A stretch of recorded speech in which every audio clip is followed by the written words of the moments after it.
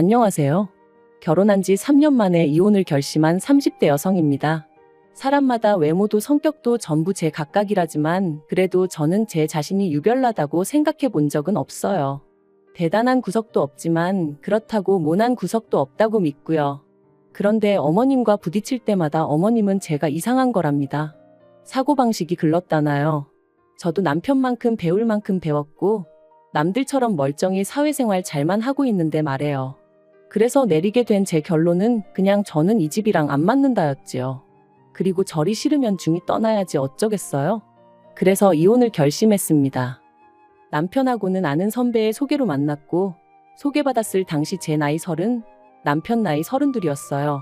선배는 부담 없이 만나보라고 했지만 남편이나 저나 둘 다 적은 나이가 아니었다 보니 솔직히 부담스러웠던 것도 사실이고요. 하지만 선배하고는 여러 가지로 얽혀있는 상황이다 보니 자리 자체를 거절할 상황도 못 되었네요. 아무튼 그리고 말이 나왔으니 말이지만 소개팅을 받던 시기 저는 결혼과 비혼의 갈림길에서 고민이 많았어요. 사실 친정부모님 두 분의 사이는 좋았지만 하루아침에 친할머니께서 이제 같이 살아야겠다며 저희 집으로 들어오셨고 그래서 졸지에 친정어머니가 10년 넘게 다니시던 직장을 관두시는 걸 보고는 여러 가지로 충격이 컸었거든요. 게다가 이후로도 친정어머니께선 친할머니 때문에 때로는 고모나 작은아버지의 부탁 때문에 많은 걸 이해하시고 포기하셔야 했는데 아무래도 그런 어머니를 보고 자라서 그런지 언젠가부터는 결혼하면 여자만 손해란 생각이 강해져 가더라고요. 하지만 막상 제가 성인이 되어 사회에 나와보니 저희 어머니와는 달리 또 많은 여자들이 결혼을 하고도 계속해서 자기 커리어를 이뤄나가는 거예요. 그래서 그때 뭐랄까 사고방식이 올바른 남자를 만나면 가정도 이루고 내 커리어도 이어갈 수 있지 않을까 그런 생각도 들더라고요. 한편으론 제가 너무 부정적으로 세상을 보나 싶기도 했고요. 아무튼 그렇게 생각이 복잡하던 시기에 소개받은 게 남편이었네요. 남편은 저와 마찬가지로 직장을 다니는 평범한 회사원이었어요. 외모라던가 그런 건 모난 구석 없이 제 눈에는 나쁘지 않았고요. 그리고 무엇보다도 대화를 나눠보니 말수가 많지는 않아도 자기 의견도 확실하고 줏대도 있는 게 마음에 들대요. 참고로 저 또한 우유부단한 성격은 아니다 보니 갈팡질팡하는 사람들을 보고 있으면 답답해서 아무튼 남편도 남편대로 제가 마음에 들었던 모양이에요. 첫 만남이 있고 나서 매주 주말마다 만나자고 해왔으니까요. 그리고 그렇게 저희는 대략 2달간의 탐색전 끝에 연애를 시작했습니다. 연애한 지 1년 만에 결혼까지 약속하게 되었고요. 참고로 저는 못해도 인연은 만나보고 싶었지만 남편이 아버님 연세를 들먹이며 하루라도 빨리 자리 잡는 모습을 보여드리고 싶다고 저를 졸라서 어쩔 수가 없었네요. 그런데 어이없게도 남편의 성화로 서두르게 된 결혼임에도 불구하고 결국 시댁으로부터 제대로 된 지원은 받지 못했어요. 왜냐하면 어디 아픈 데도 없으신 아버님이셨는데 어머님께서 아버님의 건강을 핑계로 주시기로 하셨던 돈을 주지 않으셨으니까요. 그리고 말이 나왔으니 말이지만 어머님이 되시는 이유가 그럴듯하게 들리기라도 했으면 저나 저희 친정부모님도 속은 상했겠지만 그 정도로 실망하진 않았을 거예요. 사실 상견례 자리에서도 어머님께서는 남편 앞으로 1억은 너끈히 해주실 수 있다며 저더러 땡잡았네 어쩌네 별의별 말씀을 다 늘어놓으셨습니다. 평생 여자라곤 모르고 가족하고 일밖에 모르던 아들이라며 요새 이런 남자가 어딨냐 그런데 재력까지 있으니 얼마나 대단하냐며 제가 운이 억수로 좋다 하셨지요. 그리고 어머님의 그런 아들 자랑 돈 자랑이 솔직히 곱게만 들렸던 건 아니에요. 시쳇말로 눈꼴 시리고 안 입고 왔죠. 제 눈에 안경이라 해서 남편과 결혼을 마음먹은 건 사실이지만 그래도 어머님이 나서서 계속 호들갑을 떠시니 어찌나 볼썽사납던지. 하지만 저도 그렇고 저희 친정부모님도 그저 떨떠름하게 웃는 것 말고는 아무것도 못했어요. 당시 친정아버지가 작은아버지의 부탁으로 돈을 빌려주셨는데 작은아버지 사업에 문제가 생기면서 저희 친정에서는 1억씩이나 해줄 만한 상황이 못 되었거든요. 그런데 어이없게도 막상 청첩장이 나올 때까지 어머님은 이런저런 핑계로 돈을 주시지 않으시더니 결국 결혼식 2주 전 저를 불러 앉혀놓고 하시는 말씀이 아버님 연세를 생각하면 지금 당장 쓰러지셔도 이상할 게 없답니다. 그리고 그렇게 되면 병원비며 이것저것 한두 푼 들어가는 게 아닐 텐데 그때 돼서 저희한테 손 벌리고 그러면 저희도 그렇고 어머님 아버님도 얼마나 마음이 안 좋겠냐대요. 그래서 내린 결론이 당장 결혼하는데 뭐 딱히 지원해 줄 건 없고 살다가 사정 좋아지면 해주겠답니다. 그때는 솔직히 얼마나 어이가 없던지 분한 마음까지 들더라고요. 하루아침에 상황이 달라진 것도 아니고 그러면 최소한 상견례 때 예의는 갖춰주셨어야 하는 거 아닌가 싶었으니까요. 아무튼 결국 양가로부터 별다른 지원 없이 남편이 모아둔 돈과 제가 모아둔 돈 5천씩 반반 보태 그 돈으로 전세를 구했습니다. 서울이 아니었으니 다행이지 서울이었으면 어림택도 없었을 거예요. 그런데 문제는 결혼한 지 1년도 되지 않아 제가 임신을 했고 그러면서 회사를 관두게 되었어요. 사실 어떻게든 버텨보려고 했는데 입덧부터 시작해서 여러 가지로 출퇴근조차 어려운 상황이었거든요. 그리고 제가 다니던 회사는 내실이야 좋았지만 직원 수 자체는 10명 남짓의 소규모였다 보니 제가 제 몫을 제대로 해내지 못하면 안 되는 상황이었거든요. 그래서 결국 퇴사를 할 수밖에 없었는데 회사 대표부터 시작해서 같이 일하던 사람들이 더 안타까워하대요.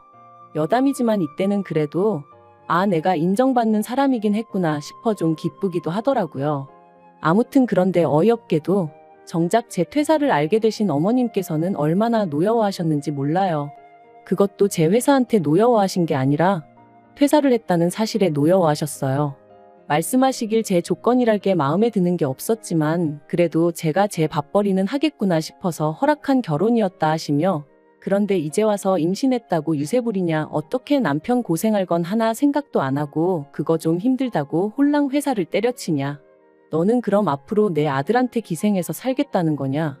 이거 사기 결혼이다 하시는데 그때 어머님이 하신 말씀은 제가 죽을 때까지도 토시 하나 잊지 못할 것 같아요. 그래도 시간은 흘렀고 저는 눈에 넣어도 아프지 않을 딸아이를 낳았습니다. 솔직히 임신 사실을 확인했을 때부터 어머님은 당연히 제가 아들을 낳을 거라 믿으시는 눈치였지만 저는 아들이고 딸이고 전혀 신경 쓰지 않았어요. 그저 건강한 아이였으면 좋겠다는 거 그리고 굳이 보태자면 남편이 아닌 제 눈을 닮았으면 좋겠다는 정도였지요. 그런데 제가 딸을 낳고 나니 어머님이 임신 내내 주시겠다 하시던 조리원비도 못 준다셨습니다. 제가 당신이 부탁해서 애를 낳은 것도 아니고 좋아서 낳은 건데 왜 몸조리를 당신이 시켜줘야 하냐는 핑계를 대시면서 말해요. 하지만 계획보다 일찍 아이를 갖게 된 것도 남편이 아버님 돌아가시기 전에 손주 한번 안겨드리고 싶다 해서 가진 거였거든요. 어머님도 거의 똑같은 말씀을 하셨었고요. 그래서 이때부터는 어머님이 뭘 하시건 간에 말 그대로 콩으로 매주를 쓴다고 해도 믿지 않겠다 다짐을 했죠. 그런데 이런 상황을 알게 된 친정부모님께서 어이없다 하시더니 제 계좌로 500만 원을 보내주셨습니다. 이 돈으로 산후조리원에 가라시면서 말해요. 놀란 제가 이 큰 돈이 어디서 나셨냐 하니까 친정어머니 말씀이 친정아버지가 저 시집갈 때 뭐 하나 못 해준 게 늘 마음에 걸린다며 옆 동네 아파트의 경비로 취직을 하셨다대요. 임신한 제가 걱정하느라 스트레스 받으면 어쩌냐며 저한테는 절대로 말하지 말라셨다면서요. 그 이야기를 듣는데 말 그대로 눈물이 쏟아졌어요. 돌이켜 생각해보면 남편하고 죽고 못 살 만큼 사랑한 것도 아닌데 이런 대접받고 살자고 친정부모님 가슴에 상처내가며 결혼을 했나 싶어가지고요. 하지만 지난날 후회한다고 뭐가 달라지는 것도 아니고 그냥 그렇게 한 10분을 꺽꺽 울어대며 전화기만 붙들고 있었던 것 같아요.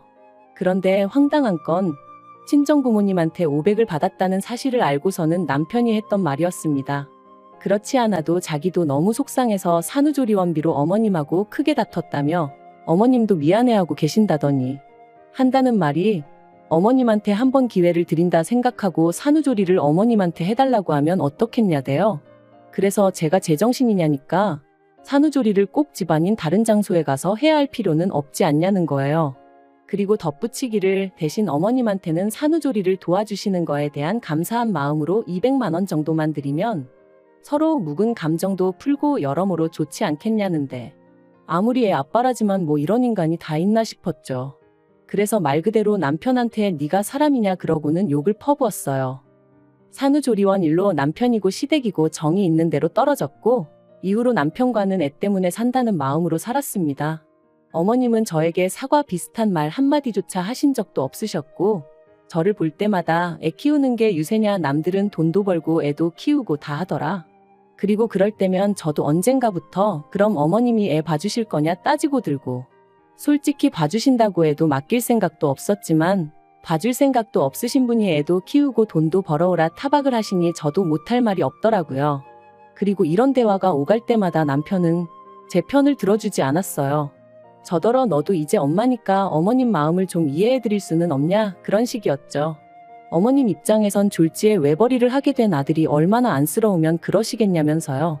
저는 남편이란 사람 하나만 믿고 결혼한 건데 그리고 제가 일을 안 하고 싶어서 안 하고 있던 것도 아닌데 남편이 계속해서 어머님을 이해하라고만 하니 얼마나 섭섭했는지 모릅니다. 그런데 사람이 죽으란 법은 없다고 그 무렵 생각지도 못한 연락을 한 통 받았어요. 그건 바로 전에 일하던 회사 대표로부터 온 전화였죠. 저더러 어떻게 지내는지 묻더니 혹시 이직했냐대요. 저는 씁쓸히 웃으며 아이 때문에 아직은 어디 다닐 형편이 못 된다 했습니다. 그랬더니 그러면 아이 문제만 해결되면 복직할 수 있는 건지 묻더라고요. 대표가 말하길 회사가 다른 회사에 흡수합병이 되었고 그로 인해 사내 어린이집도 이용할 수 있게 되었답니다. 그리고는 늘 성실하고 열심히 일하던 제가 하루아침에 임신 때문에 관둔 게 늘 마음에 걸렸다는 거예요. 그래서 사내 어린이집 얘기가 나오자마자 저한테 연락해봐야겠다는 생각뿐이었다면서 참고로 대표 또한 애엄마였기에 제 마음을 헤아려 준 게 아닌가 싶어요. 아무튼 그렇게 저는 전 직장으로 하지만 훨씬 더 좋은 연봉과 복지를 보장받고 복직하게 되었습니다. 그리고 그때부턴 매번 네가 빈대냐 내 아들한테 빨대 꽂았냐 어쩌냐 하며 막말을 퍼부으시던 어머님도 더는 아무 말도 못하시대요. 남편도 중간에서 제대로 제 편 한번 들어준 적이 없다 보니 말을 아끼는 듯 했고요. 저는 내친김에 남편에게 살림과 아이에게 들어가는 생활비를 제외하곤 전부 다 각자 관리하자 선포했어요. 누군가는 저더러 남편이 외벌이할 때는 남편한테 생활비 다 써놓고 너가 돈 벌자마자 태도를 바꾸는 게 말이 되냐 할 수도 있지만 한 번도 생활비 넉넉하게 타 써본 적 없고 남편한테 돈 타서 쓰는 동안 제대로 된 옷 한 벌 사 입어본 적 없습니다. 대부분이 식비와 아이 육아에 들어갔기에 저는 떳떳했고 그래서 각출해서 관리하잔 소리도 할 수 있었던 거예요. 그리고 그렇게 생활을 이어간 지 2년째 되던 해 친정어머니의 환갑이셨습니다. 애시당초 남편에게 별 기대도 없었기에 같이 뭘 해야겠다는 계획도 세우지 않았어요. 아니나 다를까 남편도 저한테 장모님 생신인데 뭐 할 거냐 그런 건 묻지도 않았고요. 하긴 자기 부모님 생신도 제가 말해주지 않으면 깜빡깜빡하는 사람이었으니 뭘 기대했다면 기대한 제가 이상한 거였죠. 아무튼 그래서 친정부모님과 여행 가기 일주일 전 남편에게 친정부모님 모시고 일본에 간다 했어요. 친정어머니가 밥이나 한 끼 먹으면 되지 무슨 여행이냐 하셨지만 그래도 온천 여행이라도 한번 시켜드리고 싶은 게 자식된 제 마음이었거든요. 남편은 심드렁한 표정으로 알겠다 했고 잘 다녀오라 한마디 하대요. 말이라도 나도 같이 가야 되는 거 아니냐 돈은 있냐 묻지도 않았고요. 기대가 없었다고 말은 하지만 왜인지 서운했던 게 사실이에요. 그런데 지난달 초였어요. 어머님이 연락을 해오셔서는 대뜸 친정부모만 부모냐면서 어떻게 네 부모만 데리고 여행을 다녀왔냐 소리를 지르시대요. 그래서 제가 그게 아니라 환갑이시라 겸사겸사 다녀왔다 했습니다.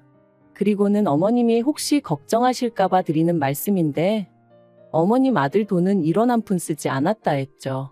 하지만 어머님께서는 그래도 그건 경우가 아니라며 화를 내셨고 당신 환갑 때는 아무것도 못했다며 하소연을 하셨습니다. 황당한 건 어머님 환갑 때는 제가 이 집 며느리가 아니었는데 말이죠. 어머님은 저희 친정어머니보다 나이가 6살이나 많으셨거든요. 그래서 제가 그러면 칠순 때 챙겨드리겠다 하니까 칠순까지 얼마나 남았는 줄 아느냐며 무조건 지금이라도 지나간 환갑을 챙겨달라셨어요. 어이도 없고 환장하겠더군요. 그렇게 전화로 1시간 10분을 시달린 끝에 알겠다 했습니다. 그런데 곰곰이 생각해보니까 제가 그걸 왜 해드려야 하나 싶더라고요. 그래서 남편한테 여행은 좀 과한 것 같다니까 저더러 알아서 하랍니다. 자기는 어머님 환갑 때 100만 원 해드렸으니까 이 일과는 상관이 없다면서 말이죠. 그리고 강 건너 불구경하듯 말하는 남편의 모습을 보고 있으니 그동안 어머님과 제가 갈등이 있을 때마다 남의 일마냥 먼 산만 보던 남편의 지난 과거들까지 떠오르면서 더더욱 억울하고 분한 마음이 들더라고요. 그래서 저도 이대로는 못 넘어가겠다. 말 그대로 복수를 해야겠다 싶대요. 그래서 어머님이 저한테 이렇게 주신다며 잔뜩 기대하게 만드셨던 것처럼 저도 여행 일정이며 이런저런 이야기로 남편과 어머님을 잔뜩 들뜨게 만들었어요. 그리고 출발 하루 전날 남편과 함께 어머님 댁에 찾아가 갑자기 사정이 생겨 여행을 못 갈 것 같다고 통보해버렸습니다. 영문도 모르고 같이 간 남편이 눈이 휘둥그레져서 저를 쳐다보더라고요. 그리고 역시나 제 예상대로 말 그대로 난리가 났어요. 제가 당신을 가지고 놀았다면서 세상에 이런 법이 어딨냐 하시더니 약속을 했으면 지켜야지 사람을 뭘로 보고 이런 짓을 하냐면서요. 그래서 저도 지지 않고 저는 어머님 사정을 다 이해해드렸는데 어머님은 왜 저를 이해 못해 주시냐 서운하다 받아쳤습니다. 어머님이 저한테 하셨던 말씀처럼 제가 무슨 빚을 진 것도 아니고 마음 같아선 해드리고 싶었지만 안 되는 걸 어떡하겠냐고요. 그랬더니 어머님도 더는 아무 말씀을 못 하시긴 하대요. 하지만 이 일로 남편 입에서 이혼 소리까지 나올 줄은 솔직히 꿈에도 생각을 못했습니다. 남편은 그저 저더러 너무하다며 어머님이 결혼할 때 돈 안 해주신 걸로 제가 이렇게 앙심을 품고 있을 줄은 몰랐다는 거예요. 그래서 돈이야 우리 친정에서도 안 해주셨는데 내가 무슨 앙심을 품고 있었겠냐 했습니다. 하지만 이후로 어머님이 돈 가지고 나를 얼마나 서운하게 하셨는지 당신은 알지 않냐고. 그때 맺힌 게 지금 이렇게 터져나온 것뿐이라 했죠. 하지만 남편은 저를 이해하려 노력하기보다는 그래도 어머님이 얼마나 상처를 받으셨겠냐며 제가 심했답니다. 그리고 그런 남편과 저도 더는 대화하고 싶지 않아 마음대로 생각하라 했는데 남편이 친정부모님과 여행하면서 든 돈이 얼마냐며 그 돈하고 똑같은 액수로 어머님한테 드리래요. 제 잘못에 대한 용서를 구하면서 말이죠. 그리고 그 말을 들으니 앞으로 살면서 이보다 더한 일들도 많을 텐데 그럴 때마다 남편은 제 편이 아니겠구나 싶은 생각이 들면서 이혼하자는 남편을 더 이상 붙잡고 싶지 않아졌습니다. 솔직히 붙잡은 것도 제가 남편이 너무 좋아서 그런 것보단 애 아빠니까 그런 거였고요. 결국 남편과 저는 협의 이혼 중이고 앞으로 한 달 정도면 저희는 완전히 남남이 됩니다. 앞으로 혼자 아이를 키우며 살 생각을 하면 솔직히 눈앞이 깜깜하기도 하지만 그래도 정서적으로나 경제적으로나 뭐 하나 의지하기 힘든 사람과 부대끼며 사는 것보단 혼자가 낫겠다는 확신이 있거든요. 그리고 엄밀히 말하면 저를 아껴주는 부모님과 직장 동료들 친구들이 있으니 저는 혼자가 아니죠. 잘 살 수 있을 거라 믿어요.